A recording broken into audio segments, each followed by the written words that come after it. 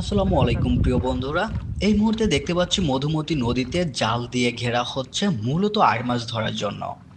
মধুমতি নদী মানেই সুস্বাদু মাছের রাজ্য। এই মুহূর্তে যে কৌশলে মাছ ধরা হচ্ছে, মূলত তাদের সিস্টেম অনুযায়ী এখানে শুধু আড় মাছটাই ধরা হবে এবং 1 কেজি সাইজের যে মাছগুলো সেই মাছগুলো এই জালে ধরা পড়বে। তার ছোট যে মাছগুলো এই জালে টিকবে না বা থাকবে না। প্রিয় বন্ধুরা, সঙ্গে থাকুন এবং দেখতে থাকুন কিভাবে মধুমতি নদী থেকে আড় মাছ ধরা হয়, তারই কিছু চিত্র।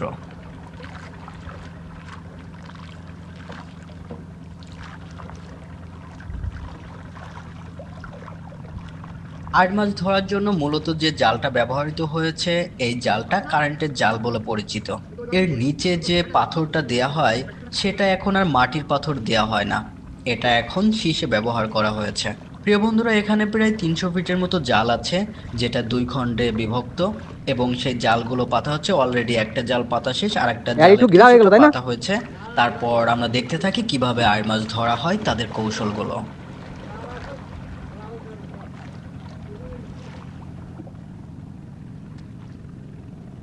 কি কি মাছ বাদে কাকা? মানে ফার্স্ট তো দেখতেছি একটু বড় বড় ফার্স্ট তাই না? ও ও হ্যাঁ, তাই তো দেখতেছি যে সাইজের ফার্স্ট তাতে 1-1.5 কেজির ছোট মাছগুলো আর কি জালে থাকবে না, বের হয়ে যাবে।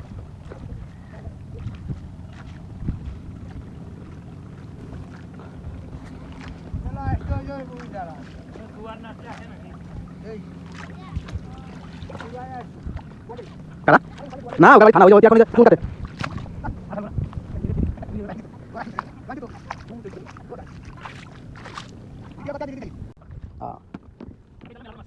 হ্যাঁ তুমি বড় ফার্স্ট কাটি কি দিয়া নাকি শিশে দিয়া তাই না?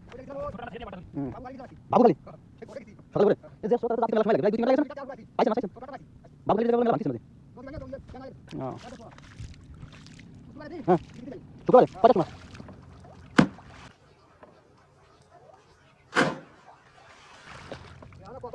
হুম জাল দিয়ে ঘেরা শেষ, এখন লাঠি দিয়ে মাছ চাপড়ানো হচ্ছে যাতে করে মাছ থাকলে সেটা জালে ধরা পড়ে। এই কারণে এখন মাছ চাপড়ানো হচ্ছে যাতে ছোট ছোট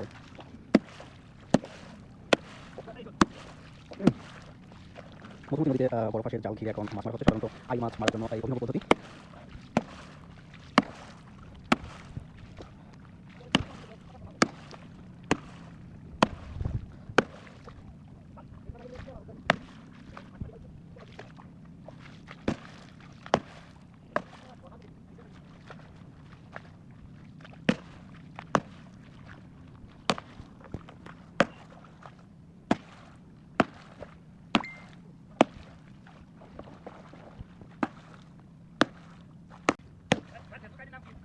কাজকর্ম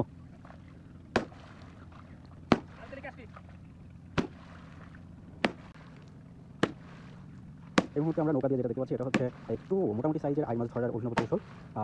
মূলত এখানে জাল দিয়ে ঘেরা হয়েছে, পানির নিচে জাল পাতা আছে। তারপর হচ্ছে এই বাঁশের লাঠি দিয়ে তারা দেওয়া হচ্ছে যাতে করে এই পুকুরের ভিতরে যে মাছগুলো আছে সেগুলো ছোটাছুটি করে এবং জালে অটোমেটিক্যালি বেড়ে যায়। সে কারণে মূলত এভাবে তারা দেওয়া হচ্ছে এবং আমরা অপেক্ষা করি দেখি মাছ পাওয়া যায় কিনা। সম্ভবত পাওয়া যাবে, কারণ এখানে মাঝে মাঝে পানি থেকে যে মাছের যে ডাফি দেওয়া বলে আমাদের এখানে, সেটা দেখতে পাই। তো অবশ্যই আমরা কিছু না কিছু এখান থেকে পাবো বলে আশা করি, দেখে থাকি।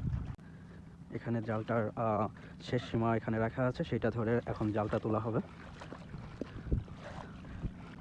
মোটামুটি স্রোত থাকার কারণে বাইতে অনেক কষ্ট হচ্ছে, সেটা দেখতে পাচ্ছি। এবং এই কর্নারে জাল রাখা আছে, যদিও হালকা একটু দেখা যাচ্ছে পানির নিচে অনেকটা রয়ে গেছে। হ্যাঁ, এটা হচ্ছে জাল এবং এই জালটা ধরে এখন কিন্তু টানা হবে এবং দেখা হবে মাছ আছে কিনা। আমরা অপেক্ষা করি মাছ ওঠে কিনা। এতে 1 কেজির কম সাইজ হলে ভাই উঠবে না তাই না? 1 কেজির কম সাইজের কোনো মাছ এখানে থাকবে না, কারণ জালের ফাঁসটা একটু বড় এবং এটা উঠাইতে যদি অনেক সময় লাগবে, যার কারণে চলে যাবে। দেখা কিছু একটা টান পড়ছে না, জালটা ওদিকে যায়নি, জাল এখানে বেঁধে গেছে সম্ভবত কোনো কিছুতে।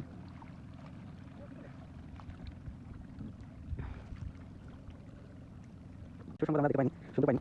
যদি সকালবেলা বাবুখালী যাওয়া হচ্ছে মাছ ধরার জন্য, সেখান থেকে কোনো মাছ পাওয়া হয়নি।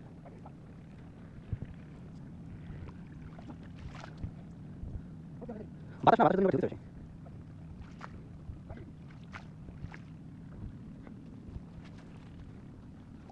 জালে যেতে পারছে এখানে মতো বাঁশ কুঞ্চি এবং এখানে কাঠি হয়তো মাছ ধরার জন্য মতো জাল দিয়েছে কারণে এটা দিয়েছে করতে পারলাম। আবার ছোট কারণে জালগুলো রাখা হয়েছে তাতে কম গেছে। এখন আমার মনে হচ্ছে যাতে মাছ আসলে অনেক বেশি সুস্বাদু, তবে পর্যাপ্ত পরিমাণে এখন কম মাছ। আমরা ছোটবেলাতে আমাদের বয়স যদিও বেশি না, তবু ছোটবেলাতে পর্যাপ্ত পরিমাণে আমরা গল্প শুনেছি মধুমতি নদী মাছের, এবং এই মাছের যে সুনামটা আমরা শুনেছি তা আসলে আনবিলিভেবল, তাদের কাছ থেকে অনেক শুনেছি। কিন্তু এখন সেটা কাল্পনিক মনে হয়।